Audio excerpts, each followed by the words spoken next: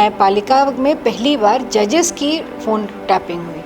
क्या कर रही थी हमारी खुफिया एजेंसी, जिनको ये तक नहीं पता कि इतने बड़े पैमाने पे इतने महत्वपूर्ण लोगों की फ़ोन टैपिंग हो रही है। कहाँ है हमारी फॉरेन पॉलिसी, कहाँ है हमारी इंटरनेशनल सिक्योरिटी? कुछ क्रोनोलॉजी का जवाब तो सरकार भी दे।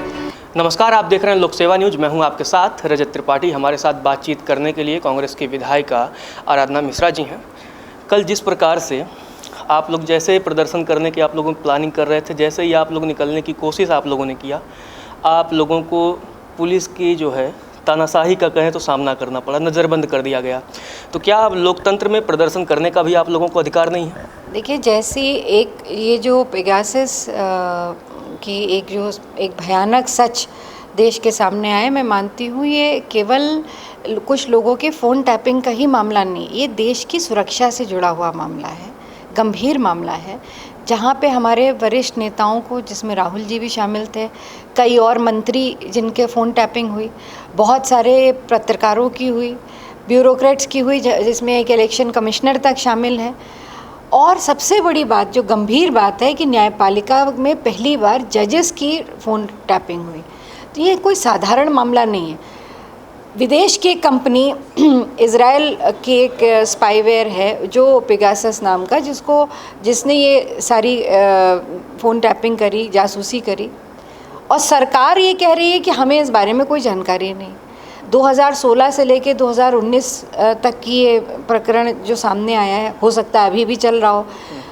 सरकार का ये गैर जिम्मेदाराना जवाब, तो मतलब ये तो समझ में नहीं आता क्या कर रही थी सरकार हमारी, क्या कर रही थी हमारी खुफिया एजेंसी, जिनको ये तक नहीं पता कि इतने बड़े पैमाने पे इतने महत्वपूर्ण लोगों की फ़ोन टैपिंग हो रही है।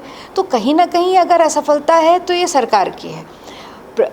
इस पे तो उचित यही होता कि प्रधानमंत्री जी सदन में आते, संसद चल रही थी, और ये सवाल उठा है जो पूरा देश और क्या अब दुनिया जानना चाहती कि हकीकत क्या है, उनको आके जवाब देना चाहिए सदन में। गृह मंत्री जी, जो पूरी तरह से इसके लिए जिम्मेदार हैं, उनको या तो, अगर वो सक्षम नहीं है तो उनको इस्तीफ़ा दे देना चाहिए। ये मांग थी हमारी, और हम चाहते थे कि इस पूरे प्रकरण की सुप्रीम कोर्ट के सिटिंग जज की निगरानी में इसकी जांच हो। पर हम इसी मांग को लेकर के कल हमने निर्धारित किया था पार्टी ने, और केवल यहाँ लखनऊ में नहीं हो रहा था, पूरे देश में कांग्रेस पार्टी ने आह्वान किया था इसका। हम शांतिपूर्वक एक मार्च करके महामहिम राज्यपाल को अपना ज्ञापन देना चाहते थे। रात से मेरे आवाज़ पर, अध्यक्ष के आवाज़ पर, और भी कई लोगों के आवाज़ पर रात से ही फोर्स लगा दी गई थी। सुबेरे जब हमने प्रयास किया, जो हमारा मार्च जहाँ से शुरू था वहाँ जाने का, तो हमें हाउस अरेस्ट किया गया। उसके बाद फिर रात से कर दिया था हाउस अरेस्ट, फिर सुबह जब हम निकले तो हमें अरेस्ट किया करके इको गार्डन ले गए। तो सबसे महत्वपूर्ण बात यह है कि हम तो एक सीधा सा सवाल जो इस देश की सुरक्षा से जुड़ा है, वो हम चाहते थे पूछना। क्या इस देश में, इस प्रदेश में आज़ादी अभिव्यक्ति की समाप्त हो चुकी है? क्या लोकतंत्र समाप्त हो चुका है? प्रजातंत्र की हत्या हो चुकी है?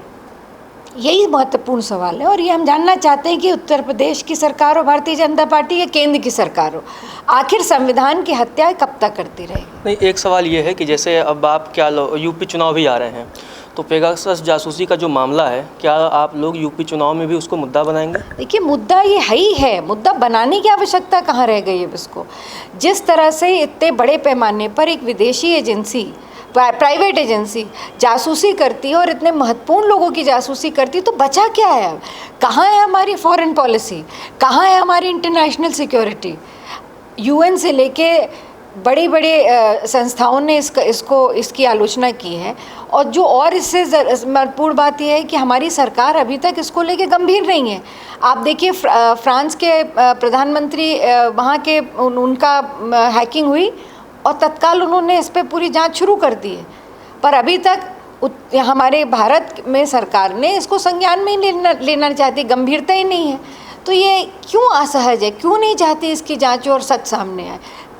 नहीं, जैसे अमित शाह ने, गृह मंत्री अमित शाह ने कहा कि क्रोनोलॉजी समझाया। उन्होंने कहा कि जैसे मानसून सेशन शुरू होता है, पेगासस का मामला सामने आ जाता है, ये विपक्षी पार्टियों की देश विरोधी लोगों के साथ मिल करके देश को बदनाम करने की साजिश है। मतलब ये तो हास्यास्पद है। क्रोनोलॉजी तो हम लोग समझ लेंगे, पर कुछ क्रोनोलॉजी का जवाब तो सरकार भी दे। 3 सवाल हैं, उसका जवाब दे दें गृह मंत्री जी। कि नंबर 1, ये इतनी बड़ी, अगर ये जो विपक्ष है वो इतना ताकतवर और इतना महत्वपूर्ण हो गया है कि वो विदेशी किसी एजेंसी के साथ मिल करके, किसी विदेश की सरकार से मिल करके अपने ही लोगों की अगर ये टैपिंग कर रहा है, तो सबसे सवाल ये है कि सरकार क्या कर रही थी? 3 साल से लगातार ये विपक्ष कर रहा था, तो सरकार क्या शांत बैठी हुई थी? दूसरा सवाल, हमारी खुफिया एजेंसीज़ क्या कर रही थी? क्या उनको इसके बारे में कोई जानकारी नहीं थी? और तीसरा सवाल कि अगर ये नाकामी है, हमारी एजेंसीज़ की नाकामी, तो मैं नहीं मानती हूँ, क्योंकि एजेंसीज़ उतना ही करेंगी जितना उनको निर्देश दिया जाएगा। तो अगर ये किसी की जिम्मेदारी है तो गृह मंत्री जी की है, प्रधानमंत्री जी की है। प्रधानमंत्री तो इतना भ्रमण करते हैं, सारे विदेश के जितने बड़े राष्ट्रनेता हैं वो सब इनके मित्र हैं, जैसा कि हम लोग देखते भी हैं। तो कहाँ है इनकी? उसके बाद भी विदेश की कोई कंपनी आपके विपक्ष के साथ मिल करके इतना गंभीर कार्य करती है और आपको मालूम नहीं है, तो इसका मतलब आप सक्षम नहीं हैं। आपको इस्तीफा दे देना चाहिए। आप उस पद पे रहने के काबिल नहीं है। जो देश की सुरक्षा से खिलवाड़ हो रहा है, चाहे वो जो भी कर रहा हो। और मैं तो यही कह रही हूँ कि इसमें यही तो हमारी मांग है कि आप इस पे एक सुप्रीम कोर्ट के सिटिंग जस्टिस की जांच कराइए। जेपीसी की मांग हमने की, जेपीसी कराइए। इसमें दूध का दूध, पानी का पानी सामने आ जाएगा। बिना जांच के कैसे आप कह सकते हैं कि किसने किया किसने नहीं किया? हम तो कह रहे हैं कि आपने किया, आप कह रहे हैं हमने किया। तो इस पे तो हम तो बहुत स्पष्ट बात है। तो चोर की दाढ़ी में तिनका, जिसके होगा वो मना करेगा। हम तो कह रहे हैं इस पे जांच कराइए। कल हमने संसद में देखा कि जब IT मिनिस्टर जवाब दे रहे थे तो कुछ विपक्षी सांसद जाते हैं, उनके हाथ से कॉपी लेते हैं, उसको फाड़ देते हैं। क्या संसद में इस तरह की मर्यादा शोभा देती है? देखिए, मैं कांग्रेस पार्टी हमेशा मर्यादित उस आचरण के साथ सदन में भी और विधानसभा में भी हमारे सभी सदस्य काम करते हैं। और मैं मानती हूँ कि ये संसदीय मर्यादा के विपरीत है इस तरह का आचरण। कुछ सदस्यों ने किया है, पर मुझे पूरा भरोसा है कि माननीय अध्यक्ष महोदय इस पे कोई ना कोई विचार करके कोई ना कोई रास्ता निकालेंगे। अगर मतलब उन पर जब कार्रवाई होगी तो ऐसा तो नहीं कहा जाएगा कि ये द्वेष की भावना से कार्रवाई किया गया है? नहीं, देखिए, द्वेष की भावना तो दोनों तरफ हो सकती है, आरोप तो लग सकते हैं, पर उसकी पूरी जांच हो कि किस वजह से। हम लोगों ने तो केवल उतनी फुटेज देखी है, टीवी पे दिखाई दे रही है कि उन्होंने उनके वो फाड़ दिया, उनके हाथ से कागज़ लेके। क्या परिस्थितियाँ हुई, क्या हुआ ऐसा, और क्यों इस तरह की परिस्थिति उत्पन्न हुई कि ऐसे कुछ सदस्यों को ऐसा आचरण करना पड़ा, इसकी जांच होनी चाहिए। और जो भी गलत होगा उसका मुझे पूरा विश्वास है कि जो नियम है उनके अंतर्गत कार्रवाई होगी। पर फिर भी हमेशा सदन के अंदर मर्यादा का ख्याल रखना चाहिए। अगर परिस्थितियों के आधार पर क्या हम जो उन्होंने कार्रवाई की है, जो उन्होंने इस तरह का कार्य किया है, उसको सही ठहराया जा सकता है? मैंने आपसे कहा कि इसमें कोई दो राय नहीं है। कांग्रेस पार्टी ने हमेशा संसदीय मर्यादाओं का ख्याल रखा है और यही हम लोग को सिखाया भी गया है। सदन के अंदर भी, चाहे विधानसभा हो या संसद हो, और उस पर हमेशा नियंत्रण रखना चाहिए।